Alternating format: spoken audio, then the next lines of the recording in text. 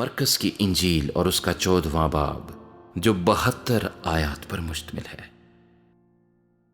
2 دن کے بعد فسح اور عید فطیر ہونے والی تھی، اور سردار کاہن اور فقیہ موقع ڈھونڈ رہے تھے کہ اسے کیوں کر فریب سے پکڑ کر قتل کریں، کیونکہ کہتے تھے کہ عید میں نہیں، ایسا نہ ہو کہ لوگوں میں بلوا ہو جائے۔ جب وہ بیت عنیہ میں شمعون کوڑی کے گھر میں کھانا کھانے بیٹھا تو ایک عورت جٹاماسی کا بیش قیمت خالص عطر سنگ مرمر کے عطردان میں لائی اور عطردان توڑ کر عطر کو اس کے سر پر ڈالا، مگر بعض اپنے دل میں خفا ہو کر کہنے لگے، یہ عطر کس لیے ضائع کیا گیا، کیونکہ یہ عطر 300 دینار سے زیادہ کو بک کر غریبوں کو دیا جا سکتا تھا، اور وہ اسے ملامت کرنے لگے۔ یسوع نے کہا، اسے چھوڑ دو، اسے کیوں دکھ کرتے ہو؟ اس نے میرے ساتھ بھلائی کی ہے، کیونکہ غریب غربا تو ہمیشہ تمہارے پاس ہیں، جب چاہو ان کے ساتھ نیکی کر سکتے ہو، لیکن میں تمہارے پاس ہمیشہ نہ رہوں گا۔ جو کچھ وہ کر سکی اس نے کیا۔ اس نے دفن کے لیے میرے بدن پر پہلے ہی سے عطر ملا۔ میں تم سے سچ کہتا ہوں کہ تمام دنیا میں جہاں کہیں انجیل کی منادی کی جائے گی، یہ بھی جو اس نے کیا اس کی یادگاری میں بیان کیا جائے گا۔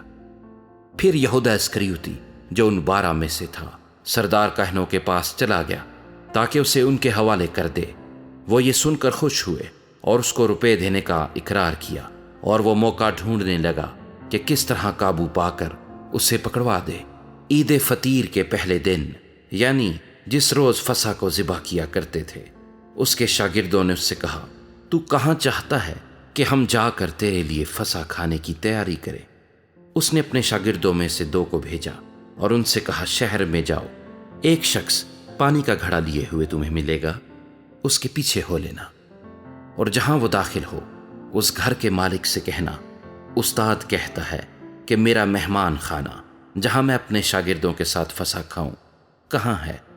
وہ آپ تم کو ایک بڑا بالا خانہ آراستہ اور تیار دکھائے گا، وہیں ہمارے لیے تیاری کرنا۔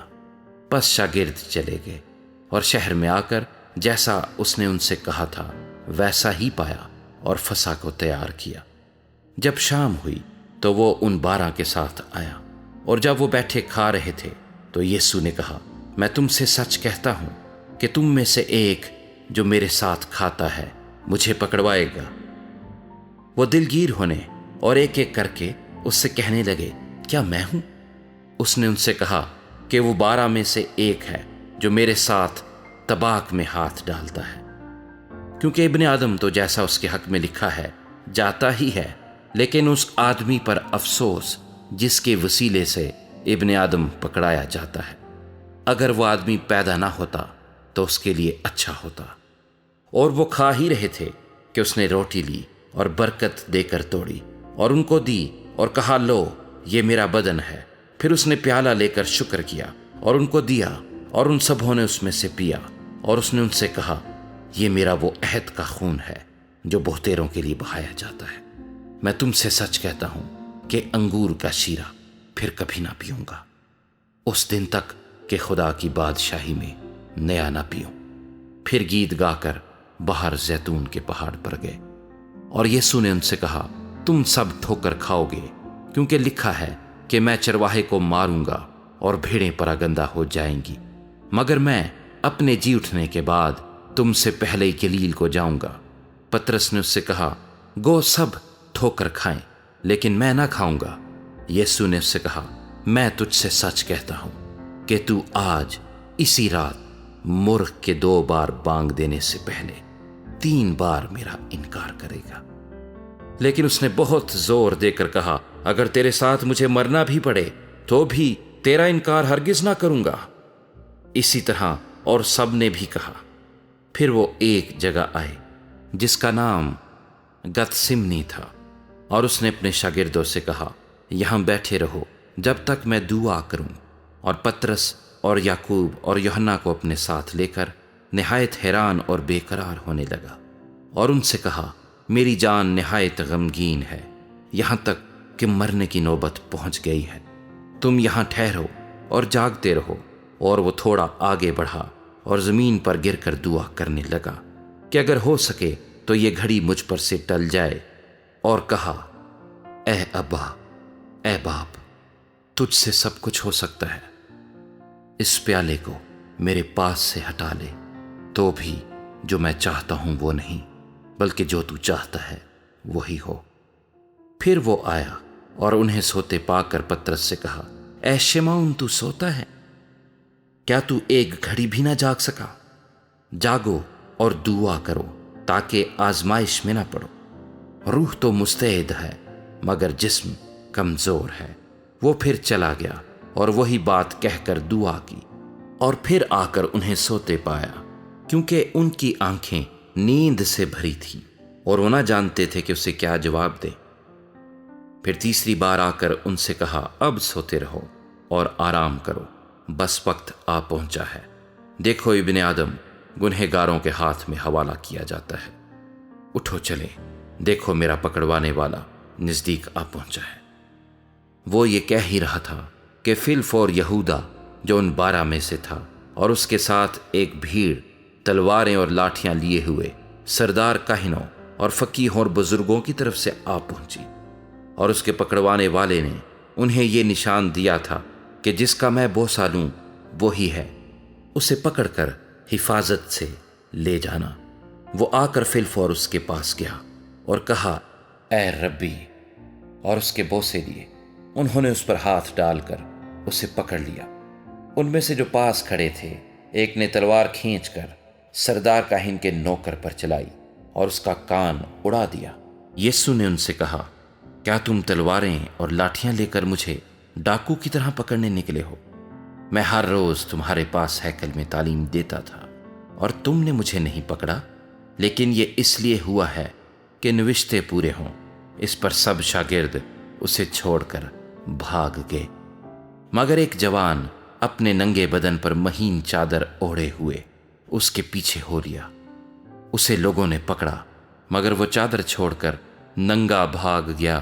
پھر وہ یسوع کو سردار کاہن کے پاس لے گئے، اور سب سردار کاہن اور بزرگ اور فقی اس کے ہاں جمع ہو گئے، اور پترس فاصلے پر اس کے پیچھے پیچھے سردار کاہن کے دیوان خانے کے اندر تک گیا، اور پیادوں کے ساتھ بیٹھ کر آگ تاپنے لگا۔ اور سردار کاہن اور سب صدر عدالت والے یسوع کو مار ڈالنے کے لیے اس کے خلاف گواہی ڈھونڈنے لگے، مگر نہ پائی، کیونکہ بہتیروں نے اس پر جھوٹی گواہیاں تو دیں، لیکن ان کی گواہیاں متفق نہ تھیں۔ پھر بعض نے اٹھ کر اس پر یہ جھوٹی گواہی دی کہ ہم نے اسے یہ کہتے سنا ہے کہ میں اس مقدس کو جو ہاتھ سے بنا ہے ڈھاؤں گا، اور 3 دن میں دوسرا بناؤں گا جو ہاتھ سے نہ بنا ہو۔ لیکن اس پر بھی ان کی گواہی متفق نہ نکلی۔ پھر سردار کاہن نے بیچ میں کھڑے ہو کر یسوع سے پوچھا کہ تو کچھ جواب نہیں دیتا؟ یہ تیرے خلاف کیا گواہی دیتے ہیں؟ مگر وہ خاموش ہی رہا اور کچھ جواب نہ دیا۔ سردار کاہن نے اس سے پھر سوال کیا اور کہا، کیا تو اس ستودا کا بیٹا مسیح ہے؟ یسوع نے کہا، ہاں میں ہوں، اور تم ابن آدم کو قادر مطلق کی داہنی طرف بیٹھے اور آسمان کے بادلوں کے ساتھ آتے دیکھو گے۔ سردار کاہن نے اپنے کپڑے پھاڑ کر کہا، اب ہمیں گواہوں کی کیا حاجت رہی؟ تم نے یہ کفر سنا، تمہاری کیا رائے ہے؟ ان سب نے فتویٰ دیا کہ وہ قتل کے لائق ہے۔ تب بعض اس پر تھوکنے اور اس کا منہ ڈھانپنے اور اس کے مکے مارنے اور اس سے کہنے لگے، نبوت کی باتیں سنا، اور پیادوں نے اسے تماچے مار مار کر اپنے قبضے میں لیا۔